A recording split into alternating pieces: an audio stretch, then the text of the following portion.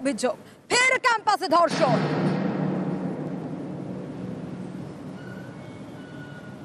Joka IIM এর হস্টেলে নির্যাতনের ঘটনা।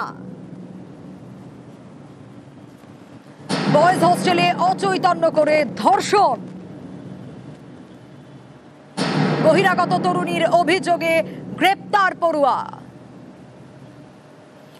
আর এই অভিযোগ উঠে এসছে আইআইএম হস্টেলে ফের ক্যাম্পাসে ধর্ষণের অভিযোগ। আর এবার ঘটনাস্থল জোকা আইআইএম, সেখানে তরুণীকে ডেকে নির্যাতনের অভিযোগ, বয়েজ হস্টেলে ডেকে ধর্ষণের অভিযোগ।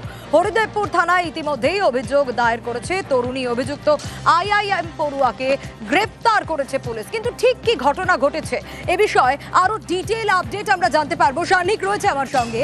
সান্নিক, আমরা দেখেছিলাম কসবা ল কলেজের ঘটনা, আমরা দেখেছি সাউথ ক্যালকাটা ল কলেজের ঘটনায় একের পর এক আপডেট আমরা দিয়েছি। আবারও একটা অভিযোগ, ক্যাম্পাসে ধর্ষণের অভিযোগ। এক্ষেত্রে ঠিক কি অভিযোগ তরুণী?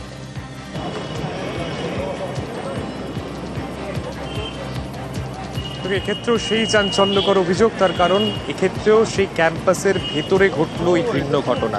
কেননা এক্ষেত্রে যেটা তরুণী অভিযোগ করেছেন হরিদেবপুর থানায়, তার যে লিখিত অভিযোগপত্র, সেখানে তিনি যেটা লিখেছেন, গতকাল ফার্স্ট হাফে তিনি এসেছিলেন এই ক্যাম্পাসে ভেতরে প্রবেশ করার পর তার পূর্ব পরিচিত একজন, যার সাথে তার সোশ্যাল মিডিয়ায় পরিচয় হয়েছিল, তার সঙ্গে তার দেখা হয় এবং সেক্ষেত্রে তাকে ভেতরে তার হোস্টেলে পরবর্তীতে সে যেতে বলে, যে কারণে সে এসেছে, অর্থাৎ কাউন্সিলিংয়ের কারণে সে নাকি এখানে এসেছিল, তেমনটাই সেই তরুণী দাবি করেছেন। এই তার যে অভিযোগপত্র, সেখানে ভেতরে যাওয়ার পর যে হোস্টেল রুম, সেখানে যাওয়ার পর সেই পড়ুয়া, যিনি এই ক্যাম্পাসেই পড়াশোনা করেন, কর্ণাটকের বাসিন্দা, সে তাকে এখানে মাদকদ্রব্য মেশানো একটা তরল পানীয় তাকে খাওয়ায়। একেবারে সান্নিক, সঙ্গে থাকো, রয়েছে আরো ডিটেইল দর্শকদের দেব। আর জোকা আইআইএম এর হস্টেল, সেখানে ধর্ষণের অভিযোগ। বয়েজ হোস্টেলে ঠান্ডা পানীয় দেওয়া হয় তরুণীকে, আর তারপরই নির্যাতনের অভিযোগ। সান্নিকের কাছ থেকে আরো ডিটেইল জানতে পারবো। সান্নিক, এই তরুণী পৌঁছন বয়েজ হোস্টেলে, কিভাবে আলাপ কি হলো, নানা প্রশ্ন উঠে আসছে, কিন্তু এই তরুণী দাবি করছেন, অভিযোগ করছেন যে তাকে ঠান্ডা পানীয় দেওয়া হয়, অর্থাৎ তারপরেই এই নির্যাতন, অর্থাৎ এই পানীয়তেই কিছু মেশানো ছিল।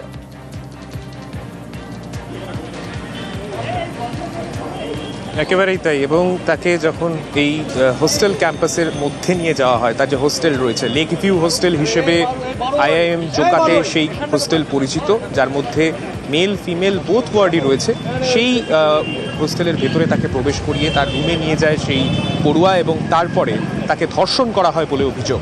স্বভাবতই প্রশ্ন উঠছে, কেননা নিরাপত্তার বিষয়টা যেমন একদিকে প্রশ্ন উঠছে, কেননা আইআইএম এর মতো একটা প্রিমিয়াম ইনস্টিটিউট, যেখানে গেট থেকে ঢোকা থেকে শুরু করে কোনায় কোনায় সিসি ক্যামেরা রয়েছে, ভেতরে এত নিরাপত্তা রক্ষী, তা সত্ত্বেও কিভাবে একজন এই প্রশ্নগুলো তো উঠছেই, কিন্তু সবথেকে অদ্ভুত যে প্রশ্নটা উঠে আসছে এই তরুণীর অভিযোগ যেটা, সেদিকে আমরা একটু আগে ফোকাস করব, কারণ নানা প্রশ্ন উঠছে, সেগুলো ডিটেল দর্শকদের দেব। তরুণী এই ক্ষেত্রে কি অভিযোগ করছেন? ঠান্ডা পানীয় দেওয়া হয়েছিল তাকে, তারপর তার কি অভিযোগ?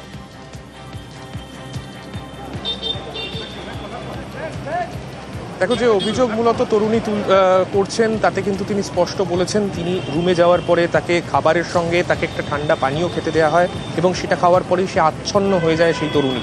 এবং সেই ঘটনা যখন ঘটে, সেক্ষেত্রে তারপরে যেটা দেখতে পাওয়া যায়, যে এই গোটা ঘটনায় তারপরে যখন তার অচৈতন্য অবস্থা, সেই অবস্থায় তাকে ধর্ষণ করা হয়।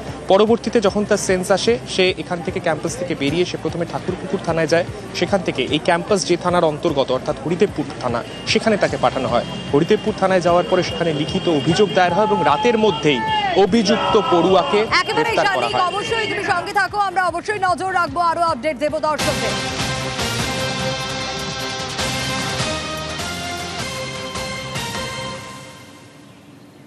ঠিক কি ঘটেছে, তরুণীর কি অভিযোগ, এই প্রত্যেকটা আপডেটের দিকে আমরা নজর রাখছিলাম। এবার একটু ইনভেস্টিগেশনের দিকেও আমরা নজর রাখবো। অমিত রয়েছে আমার সঙ্গে, সরাসরি অমিতের কাছেই যাব।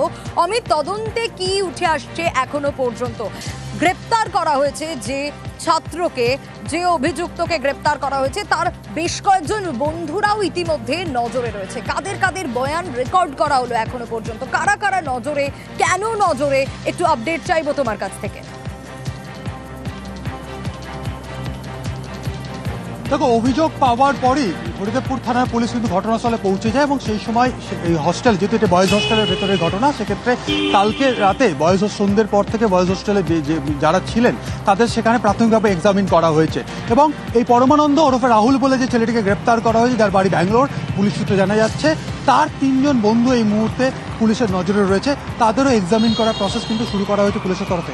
এছাড়া কলেজ গেট অর্থাৎ আইআইএম জোকার একদম এন্ট্রান্স গেট এবং হস্টেলে ঢোকার মুখে যে নিরাপত্তারক্ষীদের যে ঘর রয়েছে, সেখানে যারা নিরাপত্তার দায়িত্বে ছিলেন সেই সমস্ত নিরাপত্তারক্ষীর স্টেটমেন্টও কিন্তু এই মামলার ক্ষেত্রেও যথেষ্ট গুরুত্বপূর্ণ, কারণ তারা কোথায় ছিলেন তাদের স্টেটমেন্ট রেকর্ড করার প্রসেস শুরু করা হয়েছে কলকাতা পুলিশের তরফে বা হরিদেবপুর থানার তরফে।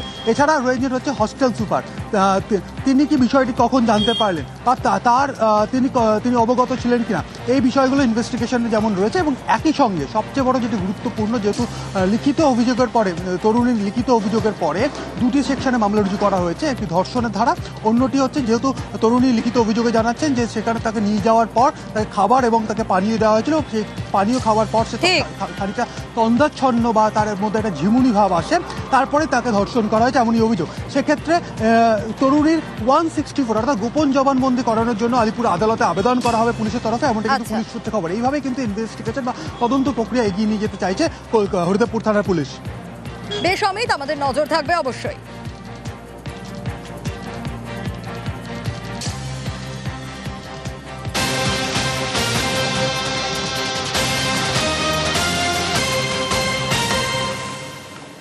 আর এই ঘটনা সামনে আসার পর থেকে একাধিক প্রশ্ন উঠে আসছে। কি প্রশ্ন উঠে আসছে? প্রশ্ন উঠে আসছে যে একটা ভিজিটার্স বুক থাকে, বাইরে থেকে যখন একজন আসছেন তখন অবশ্যই ভিজিটার্স বুকে তিনি নিশ্চয়ই সিগনেচার করবেন, সেটা কোথায়?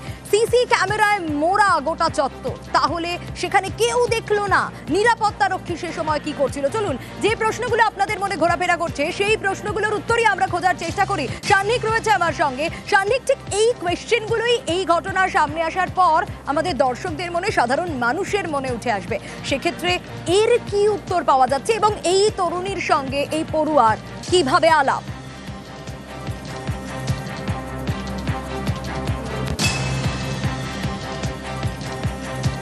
আমি সান্নিকের কাছে আসবো, তবে তার আগে আরো একবার জানাই যে এই তরুণী বহিরাগত, এই কলেজে পড়াশোনা করেন না। তাহলে একজন বহিরাগত যখন কলেজের ভিতরে প্রবেশ করছেন, হস্টেলের ভিতর প্রবেশ করছেন, বয়েজ হস্টেলে প্রবেশ করছেন, তখন ভিজিটার্স বুকে নিশ্চয়ই তিনি সাইন করবেন কোন টাইমে তিনি এসেছেন, কতক্ষণ তিনি ছিলেন, কখন তিনি বেরিয়েছেন। তাহলে সেই ভিজিটার্স বুকে সই ছাড়া কিভাবে তিনি প্রবেশ করলেন? সিসি ক্যামেরায় মোড়া চারিদিক, তাহলে কেন তারপরেও কারো নজরে এলো না? সান্নিক রয়েছে আমার সঙ্গে। সান্নিক, ইতিমধ্যে সাধারণ মানুষের মনে এই প্রশ্নগুলোই ঘোরাফেরা করবে। ভিজিটার্স বুকে তার সাইন নেই কেন? সিসি ক্যামেরায় মোড়া থাকা সত্ত্বেও কেউ দেখলো না কেন? নিরাপত্তারক্ষী বা কোথায় ছিলেন সেই সময়? কি আপডেট পাওয়া যাচ্ছে এবং এই তরুণীর সঙ্গে এই পড়ুয়ার আলাপ কিভাবে?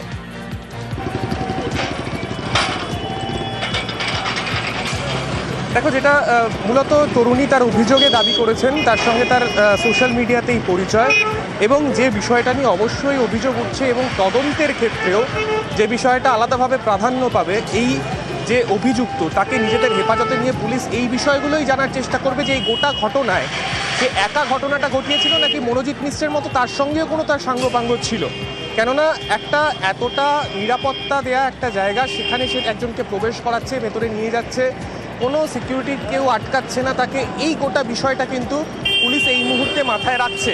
এবং এই গোটা বিষয়টা নিয়ে পুলিশ যখন তদন্ত করছে তখন অবশ্যই নিরাপত্তার খামতিগুলোর দিকে অবশ্যই নজর থাকবে। তার কারণ যে নিরাপত্তায় আমরা দেখেছি যে এই ধরনের ক্যাম্পাসে ঢুকতে গেলে বা হোস্টেলে প্রবেশ করতে গেলে ভিজিটার্স লগবুকে এন্ট্রি করা কার্যত ম্যান্ডেটরি, সেই জায়গায় কেন কোনো ভিজিটার্স লগবুকে হোস্টেলের এন্ট্রি হলো না? অর্থাৎ গেটের কাছে কোনো লগবুকে এন্ট্রি হতে পারে, কিন্তু ভিজিটার্স লগবুক একটা হোস্টেলের রুমে যাওয়ার ক্ষেত্রে কেন করা হলো না?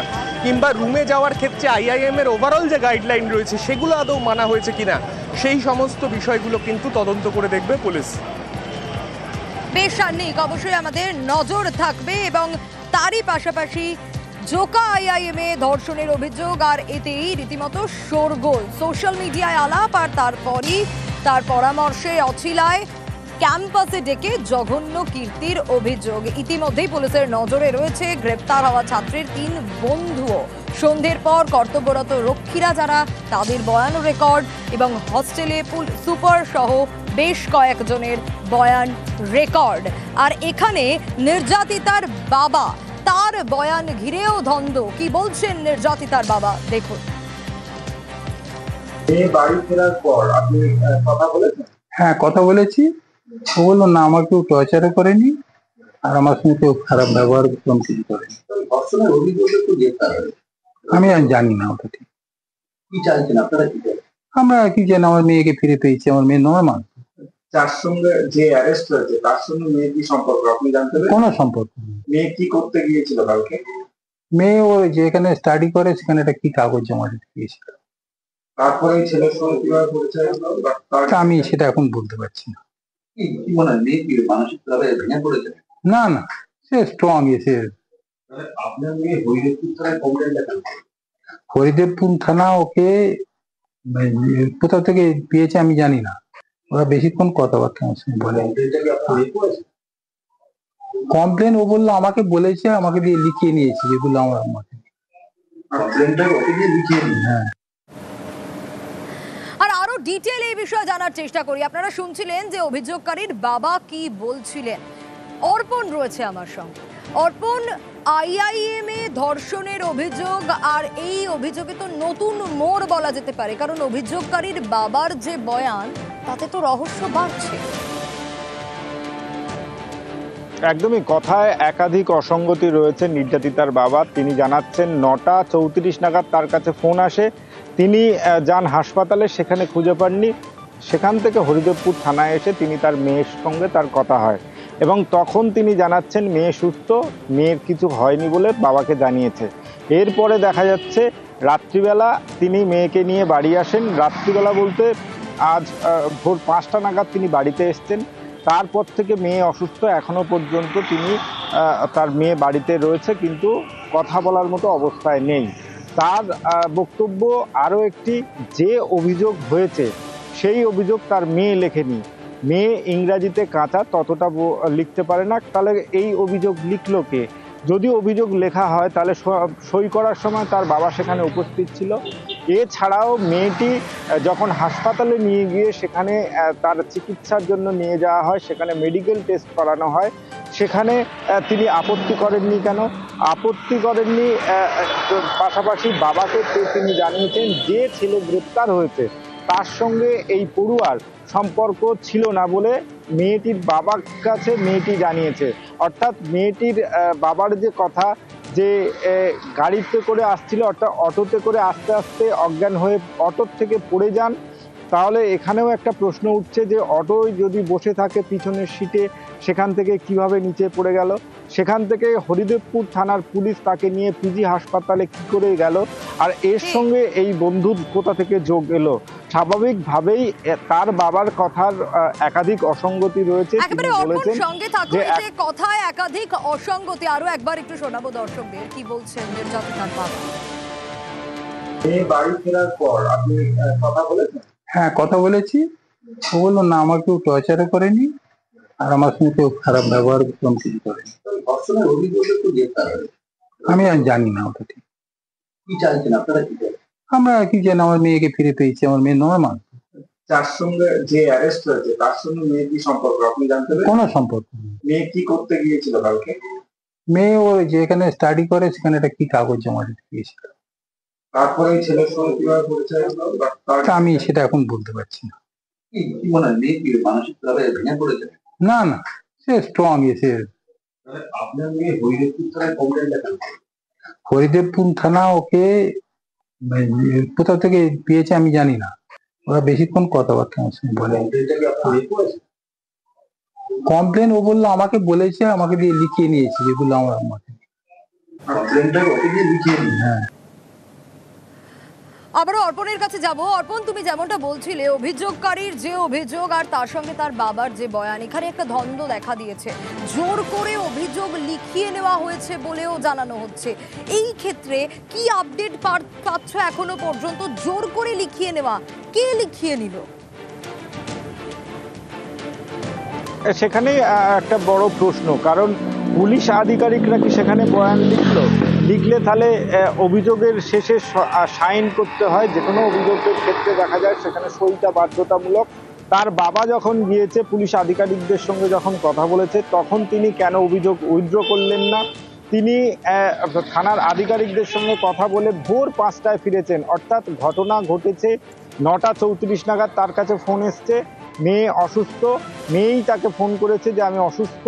তার কিছুক্ষণ পরে মেয়ে আবার ফোন করে বাবার কাছে, আমি হাসপাতালে রয়েছি, এবং হাসপাতালে গিয়ে যখন তার সঙ্গে দেখা হয়নি, তিনি তখন হাসপাতালে থেকে হরিদেবপুর থানায় মেয়েকে আনা হয়েছে। তখন তিনি হরিদেবপুর থানায় যান এবং সেখান থেকে মেয়ের সঙ্গে কথা বলার পর ভোর 5টা নাগাদ তিনি বাড়ি ফেরেন। অর্থাৎ এই সময়ে পুলিশ আধিকারিকের সঙ্গে তার কোনো কথা হয়।